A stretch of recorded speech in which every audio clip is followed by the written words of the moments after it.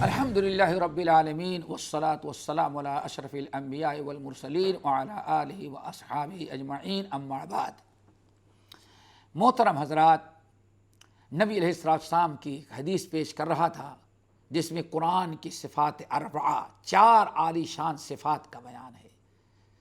جابر بن عبداللہ حدیث کے راوی ہیں کہ اللہ رسول نے فرمایا القرآن شافع مشفع۔ نمبر 2 ماہل مصدق۔ نمبر 3 من جعلہ امامہ قادہ الی الجنہ۔ اور نمبر 4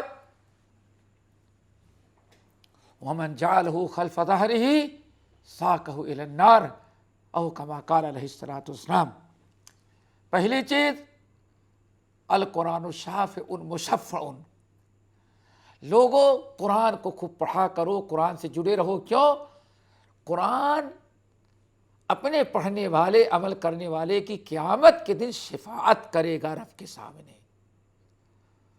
اللہ رسول فرمایا یہ بھی یاد رکھو، قرآن جب شفاعت کرے گا تو اللہ مشفع ہے، قرآن کی شفاعت قبول کی جائے گی۔ اللہ تعالیٰ قرآن کی شفاعت کو رد نہیں کرے گا۔ کیسے رد کرے گا؟ قرآن رب کا کلام ہے، رب اپنے کلام کو کیسے رد کر دے گا؟ شافع مشفع۔ اور دوسری چیز اللہ اکبر ماحل مصدق۔ اللہ اکبر۔ اللہ اس بلا سے ہم سب کو، پورے امت کے مسلمانوں کو بچائے۔ لیکن دوستو جب عمل کریں گے تب۔ قرآن کی دوسری خصوصیت اور دوسری خوبی اللہ کے رسول نے بیان کی کہ ماحل مصدق۔ قرآن لوگوں کی شکایت کرنے والا ہے۔ اللہ اکبر۔ لوگوں کی قرآن شکایت کرے گا۔ اور مصدق، اور قرآن نے جس کی شکایت کر دی اللہ تعالیٰ اس کی شکایت کو رد نہیں کرے گا۔ مسلمان قرآن کے ساتھ ایسا رویہ اختیار کرے کہ قرآن شکایت کرے، اللہ کی کتاب، اللہ کا کلام مسلمان کی شکایت کرے۔ اللہ یہ تیرا بندہ، اس کو تو نے مسلمان بنایا تھا، مجھ سے اس کا کیا تعلق تھا؟ رب پوچھے تو اس سے۔ ماحل مصدق۔ قرآن شکایت کرے گا۔ کیا شکایت کرے گا؟ اللہ اس نے ہم کو پڑھا نہیں، جیسے کہ بعض روایتوں میں آیا اللہ اس نے مجھ کو پڑھا نہیں، اللہ اس نے مجھ کو سیکھا نہیں، اللہ اس نے مجھ کو سمجھا نہیں، اللہ اس نے ہم پر عمل نہیں کیا، اللہ اس نے ہمارے حدود کو توڑا، ہم نے جس چیز کو فرض کیا اس کو چھوڑا، اور جو ہم نے جس سے ہم نے اس کو منع کیا اس کو اس نے کیا۔ جب اس طرح سے شکایت کر دے گا تو پھر اللہ تعالیٰ کو مزید کسی اور گواہی کی ضرورت نہیں ہوگی۔ ماحل مصدق۔ قرآن جس کی شکایت کر دے گا تو اللہ اس کی تصدیق ہی کریں گے، پھر اللہ تعالیٰ اس کو نہیں چھوڑیں گے۔ دوستو قرآن سے اپنے تعلقات ایسے رکھو کہ آپ کی شکایت نہ کرے بلکہ آپ کی شفاعت کرے۔ بلکہ صحیح مسلم کی ایک حدیث بڑی اہم، صحیح مسلم کی ہے، مسند احمد بن حنبل کی ہے، بہت ساری کتابوں میں حدیث تو بڑی طویل ہے، لیکن حدیث کا آخری حصہ کیا ہے؟ اللہ اکبر والقرآن حجۃ لک او علیک۔ اے میرے امتی، اے میرے صحابی، جس صحابی کو نصیحت کر رہے ہیں، اے میرے صحابی، اے میرا امتی، یاد رکھنا یہ اللہ کی کتاب ہے، جس کتاب کو اللہ کے رسول دنیا میں عام کرنے کے لیے پتھر بھی کھائے، گالیاں بھی سنی، ہجرت بھی کرنی پڑی۔ دنیا چاہتی تھی اس قرآن کی تعلیمات عام نہ ہوں، اس قرآن کے احکام پر عمل نہ کیے جائیں، ساری لڑائی یہ تھی کفار مکہ کہ اس کا سارا جھگڑا، اور آج بھی ساری دنیا یہی چاہتی ہے، سب کچھ ہو لیکن یہ قرآن اور نبی کی سنت دنیا میں عام نہ ہو بس۔ لیکن ساری تکلیفیں برداشت کر کے نبی نے یہ قرآن پہنچایا اور عام کیا، اور آج مسلمان کے گھر میں قرآن بھی ہو لیکن قرآن سے تعلق توڑ لے، کوئی تعلق نہ ہو۔ اللہ رسول فرماتے القرآن حجت لک، میاں یاد رکھنا دو ہی شکل ہے یہ قرآن جو تمہیں اللہ نے دیا ہے، تمہارے گھروں میں ہے، لپیٹ لپیٹ کر کے رکھنے والوں کا انجام سوچ لو۔ جو قرآن فلمیں زندگی بھر دیکھے، ڈرامے روزانہ سنے، نیوز روزانہ سنے، واٹس ایپ ہر وقت کھول کر کے بیٹھا رہے، لیکن رمضان کے علاوہ مسلمان قرآن سال بھر نہیں کھولتا۔ اتنی بے رغبتی قرآن سے۔ القرآن حجت لک، میرے امتی قرآن سے ذرا ہوشیار رہنا۔ دو ہی شکل ہے، ایک تو یہ ہے کہ القرآن حجت لک، قیامت کے دن حشر کے میدان میں قرآن تیری شفاعت کرنے کے لیے حاضر ہو، یہ تیری بڑی خوش نصیبی ہوگی کہ تو رب کے پاس کھڑا ہو جہاں تیرے عزیز و اقارب دنیا کی ساری چیزیں تیرا ساتھ چھوڑ چکی ہیں، تنہا رب کے سامنے کھڑا ہو اور اللہ کی کتاب تیری شفاعت کرنے کے لیے آئے۔ تو نبی علیہ الصلوۃ والسلام فرماتے ہیں القرآن حجت لک، قرآن تمہارے لیے حجت دلیل، یعنی قیامت کے دن تمہارے دربار اللہ تعالیٰ کے پاس جب تم کھڑے ہوگے تو تمہاری شفاعت کرنے کے لیے آئے گا کہ اللہ یہ مجھے پڑھتا تھا، میرے اوپر عمل کرتا تھا، میں اس کی شفاعت کرتا ہوں، اللہ اسے معاف کر دے، اسے جنت میں داخل کر دے۔ کتنا خوش نصیب انسان ہے کہ حشر کے میدان میں اللہ تعالیٰ کی کتاب اس کی شفاعت کرنے کے لیے آئے، کوئی اور نہ آئے۔ اللہ کی کتاب قرآن مجید جو ہمارے الماریوں میں رکھا، یہ شفاعت کرنے کے لیے آئے۔ دوسری شکل کیا ہے؟ آپ نے فرمایا او علیک، اور دوسری شکل یہ ہے کہ قرآن قیامت کے دن تمہارے خلاف کیس دائر کرنے اور شکایت کرنے کے لیے حاضر ہو۔ رب کے سامنے بندہ زندگی بھر کے اپنے اعمال کا حساب دے رہا ہو اور رب کے سامنے پریشانی میں کھڑا حساب کتاب دے رہا ہے۔ اللہ اس مشکل وقت میں جہاں مدد کا محتاج ہے، پریشانی دور کرنے کی حاجت ہے، بڑی مصیبت آ گئی، قرآن آیا اور قرآن آ کر کے قرآن اس کے سامنے شکایت کرنا شروع کر دیا۔ اللہ رب العالمین کی کتاب آئی اور اس بندے کی اللہ تعالیٰ کے سامنے شکایت، اللہ اس نے میرے ساتھ ہی کیا، نہ مجھ کو پڑھا، نہ مجھ کو سیکھا، نہ مجھ پر عمل کیا، نہ مجھے سمجھا، یہ قرآن شکایت کرے گا۔ تو دوستو اللہ اس نے ماہل مصدق۔ اور ایک چیز اور آپ کو بتا دیں، جس طرح سے قرآن کو جن لوگوں نے ترک کیا، قرآن سے کنارہ کشی اختیار کی، قرآن پڑھنے سے، قرآن سے اللہ بڑی حیرت ہوتی۔ آج مسلمانوں کا ایک بہت بڑا طبقہ ہے نوجوانوں کا جو عربی میں قرآن نہیں پڑھ سکتا۔ اتنی بڑی نحوست ماں باپ کی، اتنی بڑی کوتاہی ماں باپ کی، اور ایسی نکمے ماں باپ کی اور کیا یعنی نحوست ہو سکتی ہے کہ بیٹے کو تو دنیا کے آخری کنارے تک طرح طرح سے کورس کرانے کے لیے بھیج دیا، لیکن بچے کو عربی میں قرآن پڑھنا نہیں آتا۔ وہ کیا کہتا ہے؟ نہیں انگلش میں لکھ دیں، رومن میں ہم پڑھ لیں گے۔ آج لکھا ہوا عربی والا قرآن تلاوت نہیں کر سکتا، نہیں ہم کو ہندی میں لکھ دیں تب ہم پڑھیں گے، انگلش میں لکھ دیں۔ یہ کتنی بڑی نحوست ہوگی اس گھر پر، اس ماں باپ، اور کتنی بڑی شکایت قرآن اس وقت کرے گا، ماں کی، باپ کی، بیٹے کی، اولاد کی، کہ جس کی اولاد کو عربی میں سورۃ الفاتحہ پڑھنا بھی دیکھ کر کے نہ آئے؟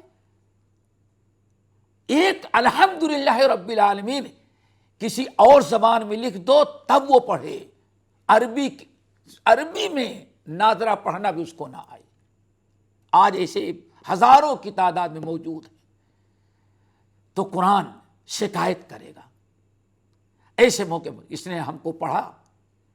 کیا حشر ہوگا دوستو جب اللہ کی کتاب آ کے شکایت کرے، اور اللہ صرف مصدقون، اور یہ اللہ اس کی قرآن نے جو کہہ دیا اللہ اس کی 100% تصدیق کریں گے، کوئی شکایت معاف نہیں کرے گا اللہ۔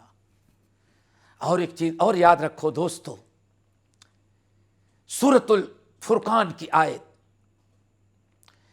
قرآن نے جس کی شکایت کر دیا، یہ بھی اچھی طرح سے، قرآن نے جس کی شکایت کر دیا،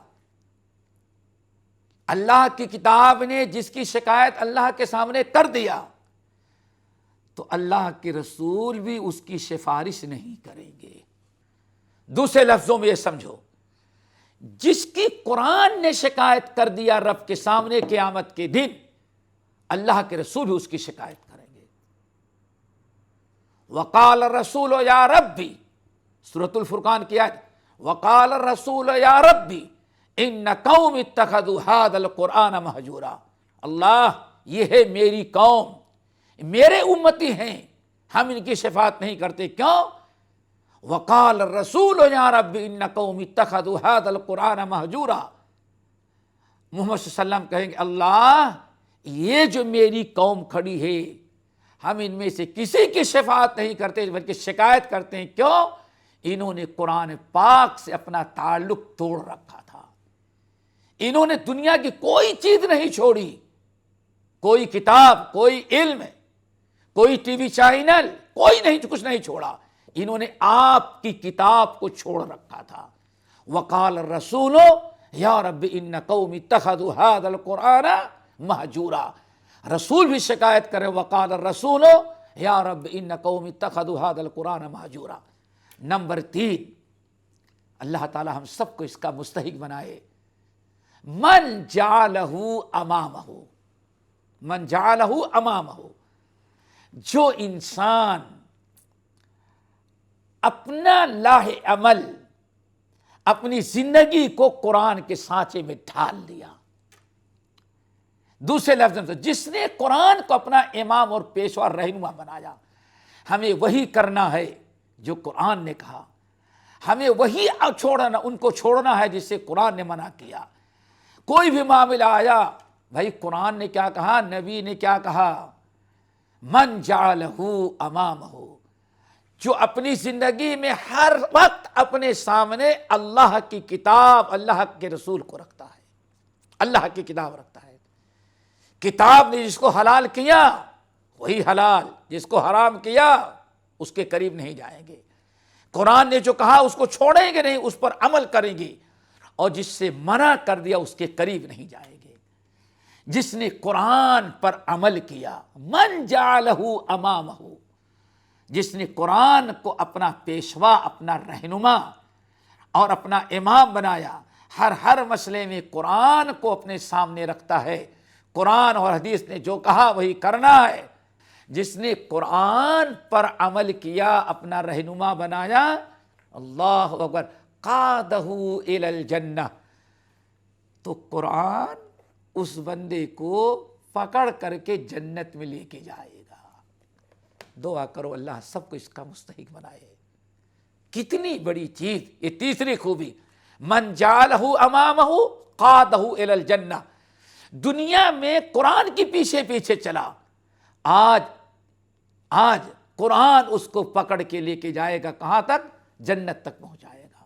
اللہ اکبر، قبر سے لے کر کے حشر، اور حشر سے لے کر کے جنت تک قرآن آپ کا ساتھ دے گا۔